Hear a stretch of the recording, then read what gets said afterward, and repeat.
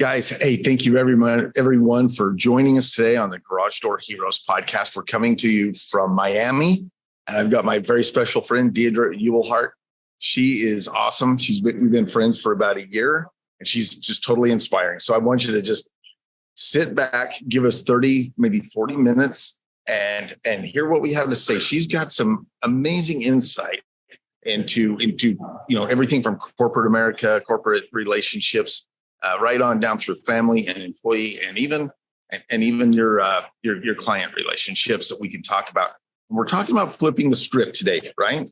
And changing our mindset, which will change our relationship, change the way we approach these important key connections that we have in our life, and not going to steal any more of her thunder. She's really amazing. I'm going to turn the time over. Thank you, Deidre, for joining us today. You are welcome. I'm really excited to be here and talk to you guys about just altering your mindset. So we're going to probably use the term flip the script or alter your mindset several times in this short few minutes that we have with you.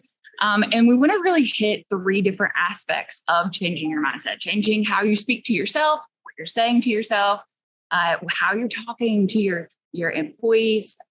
How is that engagement? What is the culture and dynamic of your workspace? And then also, how are you engaging with your clients and your customers? Are you speaking the right language?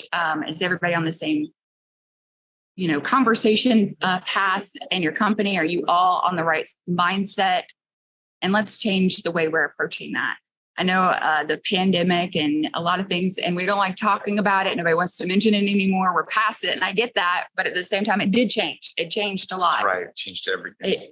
You're seeing a lot more remote employees. You're seeing a lot more movement. You're seeing, especially in the, with the garage door companies and the industry that's coming out, just now the impact that it's having. More people are wanting to make some adjustments and changes in their homes.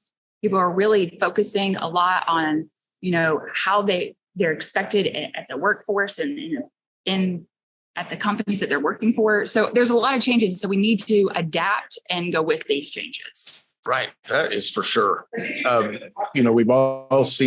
We've all had to make our own shifts, right? When people remote, and then so much more of our communication now is done with email and Zoom. And then there's a different level of accountability that's expected because, people are trying to put their best foot forward.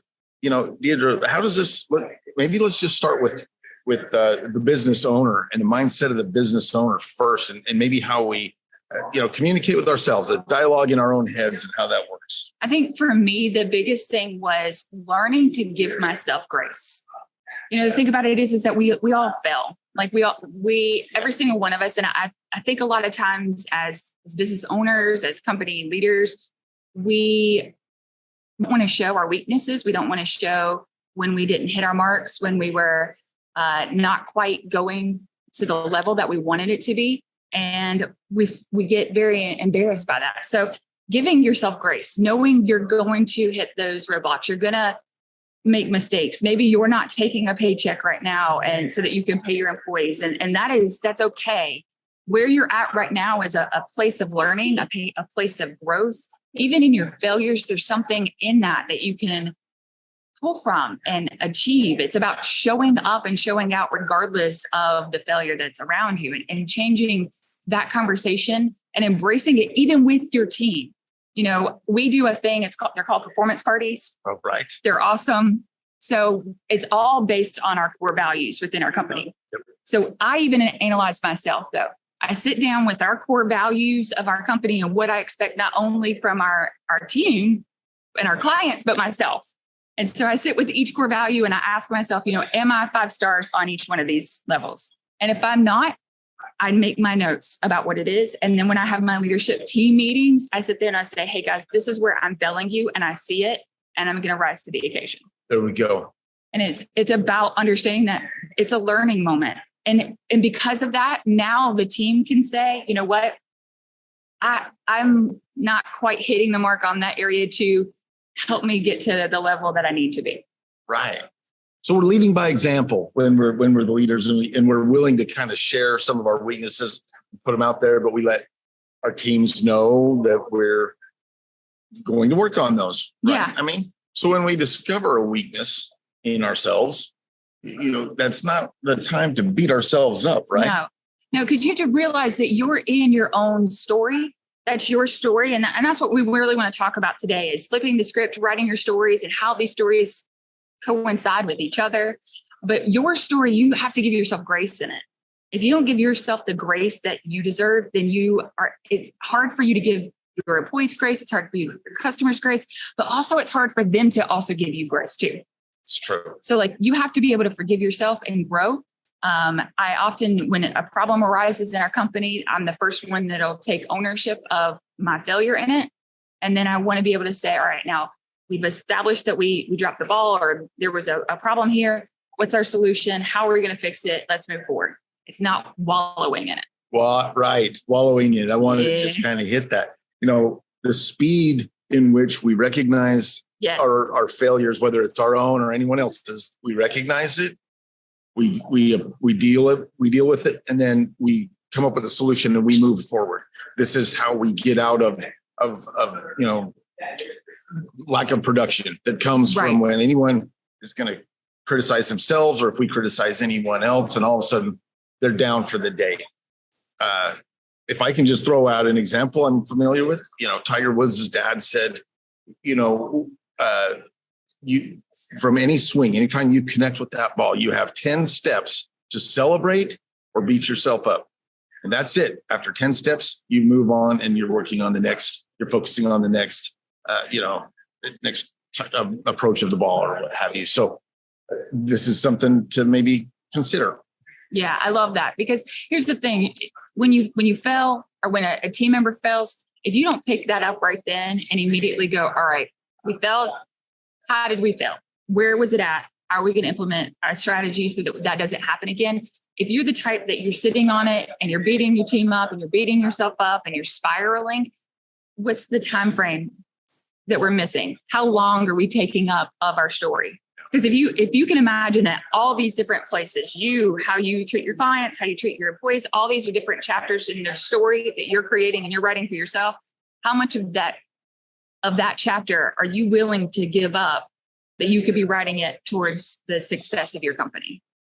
So realizing that there are pages that we're spending on things that are occupying our mindset and our time that shouldn't be, and eliminating those. Right on. And we just minimize that loss of productivity so much faster. Right. That's the next step. The next step might be flipping the script, changing our mindset and how we approach our teams, our staff, our employees. The whole idea here is something that's changed is we all want to write our own story. We all want to be the hero in our own story. And so that includes the people you're talking to. You want to be the hero in your story, but they want to write their own too. They want to author their own book. And so this is about providing opportunities let them kind of control that, right? Yeah. One of our biggest things that I've found, and I feel like this is working for a lot of companies as I'm seeing things being implemented. If you realize that you are working towards your dream as the owner of your company, you're chasing your dream hard, and the people that are working for you shouldn't have the mindset that they're chasing your dream for you. They're chasing their own dreams. They have their own dreams. They have their own things they want. Find what those are. You're the means for them to get to those dreams. That instills loyalty. That instills productivity. You're going to see huge success and A players in your company when you allow them and you give them permission to discuss their dreams. So our turnover rate, I've had in the time that we've been in as a company, I've only had 3 people quit. Wow. 3, 2 of which we helped build and establish their own thing. And now they're successful in their industry. Oh, wow. So it's about understanding who your people are, know what they want, and help them achieve those goals, because they're going to do amazing work for you because they want to reach their goal in the process. So you're both winning. So change that conversation in your mind of how that story is. It's not you, it's them. So when you're going and you're talking to them about their performance, and you're talking to them about how they're interacting with their customers and how remind yourself before you approach that topic with an employee, You're not the main character. They That's are. still important. So Yeah. critical. So establishing in your conversation, who's the main character? And if you're talking to an employee about their performance and their levels and what they're doing, you're not it. That's so true. That's so true. And if we remember to position ourselves in any relationship like this, Yeah. you're going to see a much different result. Now, it might feel like maybe you're doing a soft sell and you're not coming in directly, like the bulldozer that you want to be, because you want to bark an order and have that result within 10 minutes. And life doesn't work that way anymore, right? And there's your drink for you, Deidre. It isn't about that anymore, right? We're much more sophisticated, we're more civilized, and we understand how to get better productivity and better value out of our relationships and connections. And I think that's awesome. So we do intend to maybe break this down and get more details in each segment of this in our future, because I love talking to Deidre. We have a great time together. But this next step might be the one that you're all waiting for. The punchline, This is the big one. The big one. How can we do better in communicating with clients or new leads? And this is huge. These guys. How are you marketing for your customers? Like, how are you talking to your customers? Are you the hero in your ad? Is it, right? Hey, we're going to come and fix your garage door because we're going to come and save the day. And you see so many of those ads. I'm going to come save the day. We're going to come save the day. But the thing about it is, if you look at everything you do as a movie script and you're marketing, it's a movie script. I'm going to tell a story. Yeah. But you're not the main character. Often we really forget sometimes to remove ourselves, even though we're trying to sell ourselves. But when you remove yourself from the sell, you're actually more appealing. There you go. People forget that. So you make it more about them. So there's a process, and there's a book that I'm going to refer to, because the concept behind a lot of this is building a story brand. Right. The way that we go about how to position ourselves to our customer is understanding that it is a story, understanding that you are writing a script and what those elements are. So that first element that we need to establish is the main character. So who is your audience, and understand that your ad copy, everything that you're doing needs to be primarily in conversation with that main character. And that's your customer. So you should be able to look at your analytics, know who's typically the one that's calling in. Is it male, female? What's the age dynamic? Who's my person? And then build your ad around that person. Right. Dialing it down to your ideal client and who are the most, what demographic calls you the most, and identifying them. Now, keeping in mind here that even when we're talking to our prospective customers or leads or even active clients, they are writing their own story, and they like feeling like they are the author of their own book, or driving their own ship, captaining their own ship. So when you help them make a better decision, and it's their decision, you are, and the theme with our group is garage door heroes, right? But that doesn't mean to swoop in like a superhero and take over everything. That means help them be the hero in their own story, making the right decisions, knowing that they have chosen the best garage door company, providing security for their family.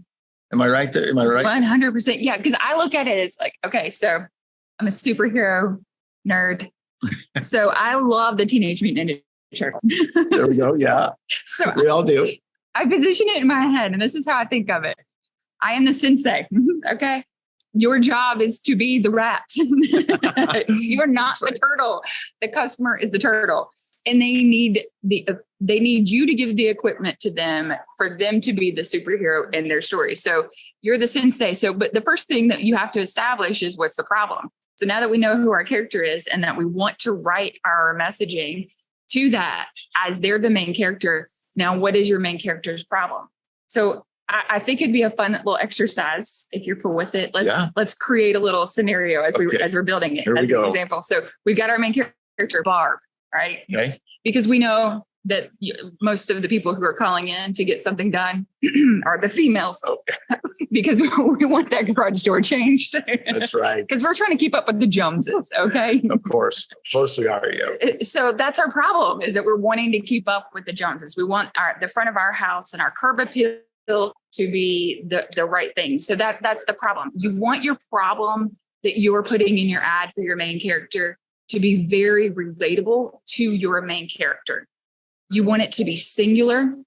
You want it to be something that is not a feeling, but you want it to be the actual problem. So her problem is not the feeling of wanting to keep up with the Joneses, but the actual curb appeal and the profit that she can get off of her own. So keeping up with the Joneses. Perfect. And then you informed her and educated her on making the best decision so that she feels 100% confident in what she's done. And we end up taking a secondary role in that, right? But we have to come away with the confidence that, we are who Barb calls. Yes. Right. We're going to be who she calls next time. And see that's perfect, because it transitions right into it. So establishing who your character is, figuring out their problem, and then introducing the sensei, then introducing the guide of the story. There's always a mentor in every superhero movie.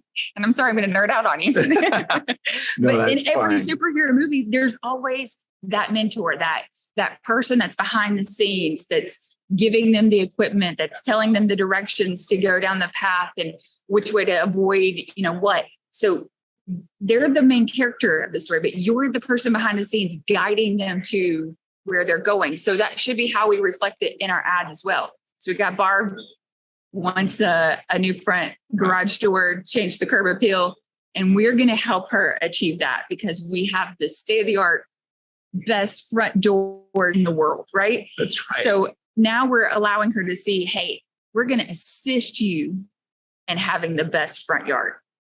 So true. And what are some ways? Now, let's think of that. I'm asking a rhetorical question here, but how do we do that? How do we help Barb realize that what the doors that she saw in her ads, in our ads, if you will, how can she apply that to her? Well, she's probably thinking it's very expensive. So we help overcome things on price with like third-party finance. And then the value add to her home. I mean, telling her that it's almost 100%, 110% of value when it comes time to sell their home. And I'm sure there's more. I'm sure Deidre's got some ideas here too, but you guys have ideas in how you can present value in your service to Barb, right? And this is how she makes a better decision, feels better about it. I think one of the big key things that we need to remember is let me ask you a question. I'm going to answer your question with a question. All right. How many times have you gotten something, you're online, you're trying to order something, you're trying to do something, and everything that you go to, you cannot figure out how to get there. There's no direction. There's no process. You just kind of like, what I do, I hate that. I immediately, I'm gone. I'm done. And if you make it 1,600 steps, that means I'm out too. So making it a clear, concise, direct process, whatever your process is, your process works for you. So if you call, book a consultation, we're going to come out and look at your front door. We're going to show you a catalog of what we have to offer, or go here and look at this. It's about explaining and making it clear, concise. 3 steps is ideal. There we go. And in making it to where it's easy to understand how to get to you as the person who's going to help her solve her problem. So what's my process? And then wrapping it into your call of action. But the thing about it, often I see people fail at is we do one call to action. Yep. And the one call to action that you're seeing that's happening, that call to action is not, it's very direct. So it's call today, book your free consultation. It's the direct call to action. We need a transitional call to action. Yeah.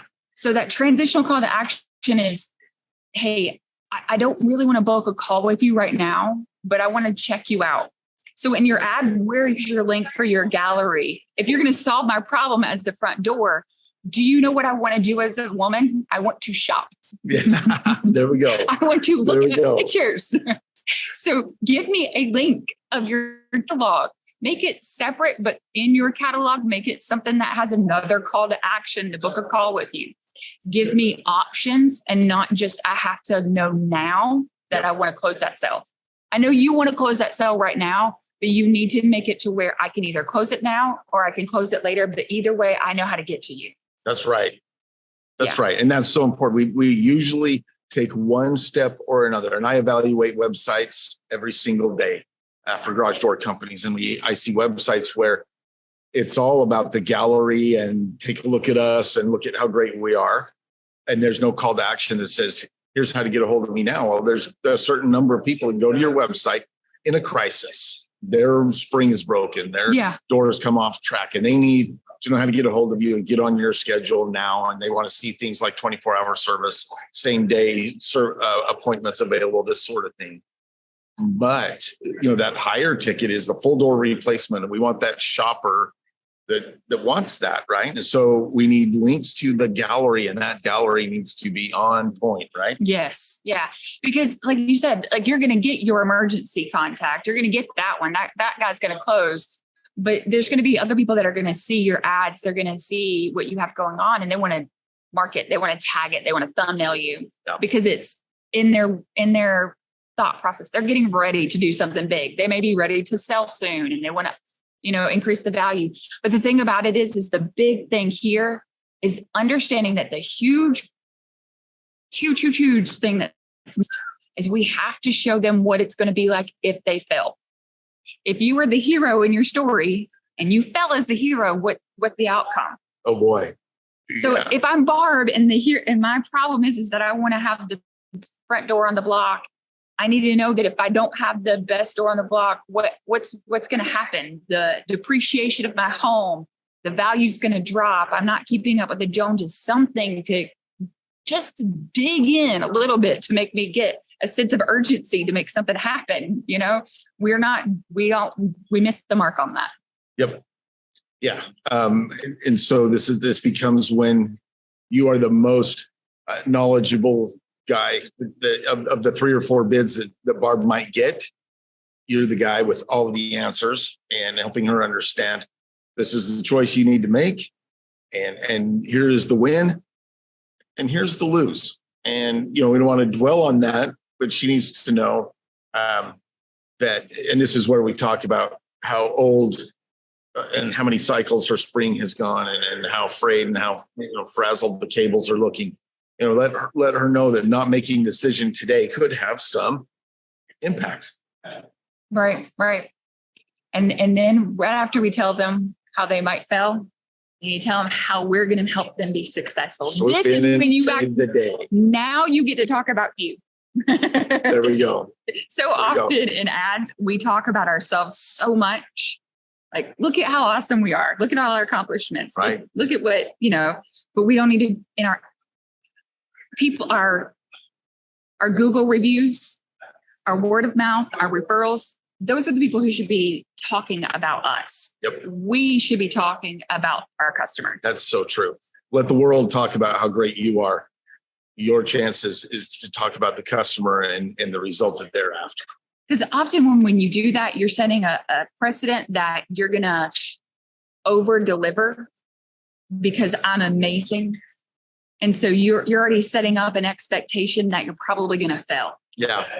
And so nobody likes that. And so when you're not making the conversation about you and you're making it about your customer, more times than not, you're going to succeed because then it's about their choices and what they've decided. And most of, the companies that I've worked with and talked to, they give options to their customer.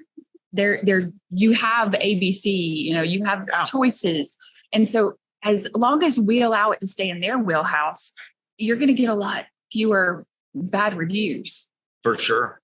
I mean, this is really, if we approach our marketing this way, these people become raving fans. And this is the difference in the company who's been in business 10 years and has 10 reviews, and the company that's been in business 5 years and has 300 reviews, right?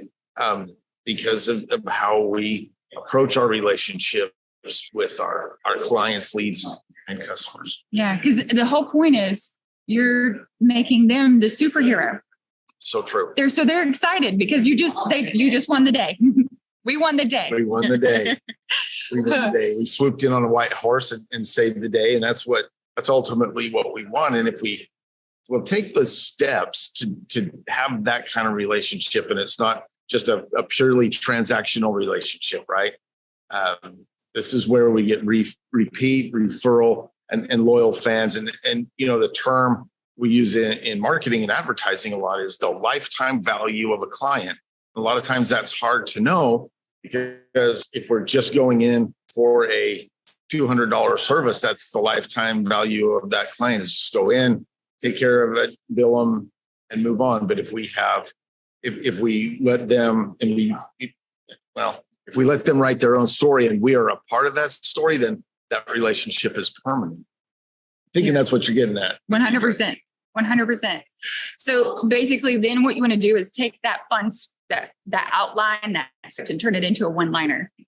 Oh boy. So you build your one-liner. The one-liner is crucial. It's key. And how you break up your one-liner is you point out the problem, you tell them how you're going to fix it, and then you tell them the why. So it's keeping up with the Joneses is challenging, but we have the state-of-the-art doors in our gallery that's going to make Linda jealous. That's it. There we Barb go. is excited because Linda has one-upped her. She's gotten garden yard of the week every week for the last quarter. And she's wanting to one-up Linda, okay? So you want to give them the opportunities. You want to set that up. But here's the big thing, the big takeaway in changing our mindset is understanding, where are we putting our focus? Mm-hmm. How are we utilizing our time and our energy and our conversations and our skill sets? And are we utilizing them correctly? So as owners and companies, I personally am going to just do a little plug for you. Okay. I love that. Thank you, Deidre. Here's the thing.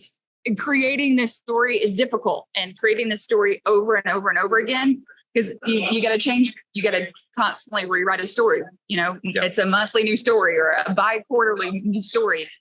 You need someone in your pocket that can write that story for you, because not all the skill sets that you possess are going to be able to write that for you. So getting in good with a good marketing company that can help you create these good stories and these storylines is going to be key there, because they understand how to empower your customer and give you the success that you want in order for you to have that longevity in relationship with your database that you have right now. And so that's the key takeaway here, is understanding how to communicate with yourself, with your team, and with your customers. Right on. Yeah. Right on. Thank you so much, Deidre. And I'll just kind of plug our company too.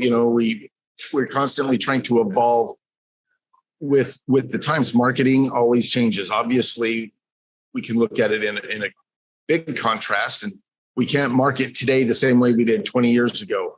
25, 30 years ago, I was doing yellow pages, and obviously things have changed, but also the dynamic and the verbiage, the language, the body language, all of that has changed as well. People are in tune to different things. They're sensitive to other things that they haven't been. And so we have to work with that. And the concept of the story, and who's the hero in the story, and who's the supporting cast, or in this case, we're talking about the guide, who's guiding the hero through the story. That sounds trivial, but it's not. When you literally put the details to paper and apply these elements in your communication, it will change. It will change everything, and you'll be so satisfied. Right? Anything else to add? Anything else to throw on this fire? I think we gave him a lot. We gave him a lot. Hey, thank you so much for watching. Thank you so much for participating. Thank you, Deidre, for taking time and preparing this and meeting with us for this. Yeah, anytime. You're awesome.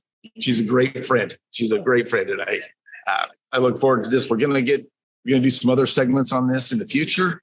So stick with us. You guys have a good day. and go help somebody be the hero in their own story.